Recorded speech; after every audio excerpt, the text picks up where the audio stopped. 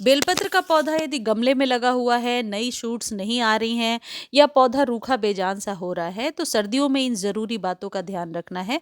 बहुत छोटे से वीडियो में मैं आपको ये बता रही हूँ कि बेलपत्र के पौधे को तरोताज़ा कैसे रखना है, सर्दियों में बचाकर कैसे रखना है। देखिए, बेलपत्र का जो पौधा है वो सर्दियों में अक्सर अपनी पत्तियों को गिरा देता है, पत्तियाँ पीली हो जाती हैं और पौधे में ग्रोथ नहीं होती है। तो सबसे पहली टिप जो आप ध्यान रखेंगे कि बेलपत्र को ऐसे जगह पे शिफ्ट कीजिए जहाँ इनडायरेक्ट सनलाइट आती रहे, यानी कि पानी तो हम कम देते हैं सर्दियों में, और यदि डायरेक्ट धूप, पूरे दिन की धूप, जैसे टेरिस पर आपने रखा है, पूरे दिन की धूप मिल रही है, तो कई बार पत्तियां इस वजह से जलती हैं। यदि बालकनी वगैरह में आपने रखा है तो कोई बात नहीं, 2-3-4 घंटे की धूप पड़ती है, लेकिन पूरे दिन के धूप से बचा कर रखना है। दूसरी इंपॉर्टेंट टिप, पानी तभी देना है जब एकदम मिट्टी ड्राई नजर आए, यानी कि पानी कम से कम वीक में 2 बार दीजिए, बहुत है। यदि आपका पौधा ओपन में है तो ओस भी पड़ती है आपके पौधे पर और पत्तियां रात को आप देखेंगे गीली नजर आती हैं। ऐसे में पानी कम ही देना होता है बेलपत्र को। लेकिन जैसे ही फरवरी मार्च का मंथ आएगा, उस वक्त मैं आपको बताऊंगी किस तरीके से इसे फर्टिलाइज करके दोबारा नए स्टेम्स, नई पत्तियों के लिए तैयार करना होता है। लेकिन अभी क्योंकि ये पौधा डोरमेंट है, तो आपको बहुत ज़्यादा केयर करने की ज़रूरत नहीं है, एक्स्ट्रा कुछ फर्टिलाइज़र देने की ज़रूरत नहीं है। अगली इंपॉर्टेंट टिप ये है कि बेलपत्र के पौधे को यदि आप घना बनाकर रखना चाहते हैं तो ऊपर से प्रून कर दीजिए। और जो ये गमला है, ये रिपॉट अभी आपको नहीं करना है, इस बात का ध्यान रखिए कि ये सही टाइम नहीं है रिपॉट करने का। ऊपर से प्रून कीजिए, रिपॉटिंग बिल्कुल मत कीजिए।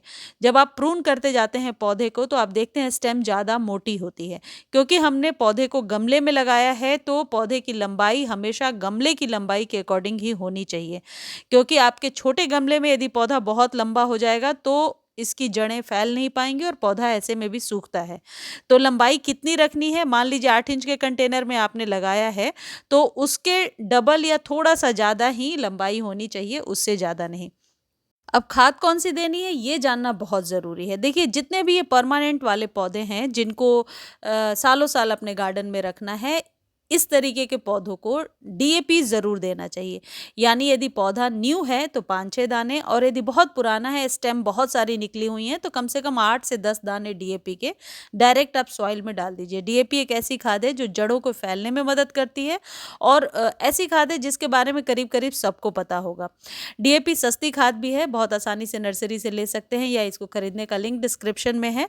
लिंक कॉपी नहीं कर पा रहे हैं तो आप फर्टिलाइज़र का नेम लिख करके लिंक मांग सकते हैं। अगली जो इम्पॉर्टेंट टिप है, ये देना क्यों ज़रूरी है, क्योंकि अभी बेलपत्र के पौधे पर फंगस और मिलीबग्स का अटैक भी होता है।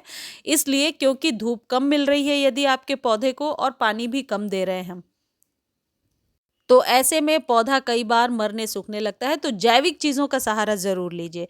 देखिए, चावल को धोने के बाद जो चावल का पानी बच जाता है, जिसको हम फेंक देते हैं, उस चावल के पानी को 2-3 बार छानिए, स्प्रे बॉटल में भर लीजिए और अच्छे से पत्तों पे स्प्रे कर दीजिए।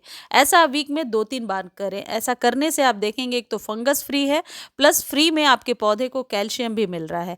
इससे पौधे के जो पत्ते हैं वो बहुत ही चमकदार लश ग्रीन निकल कर के आएंगे, और ऐसा आप अपने सभी पौधों के साथ कर सकते हैं।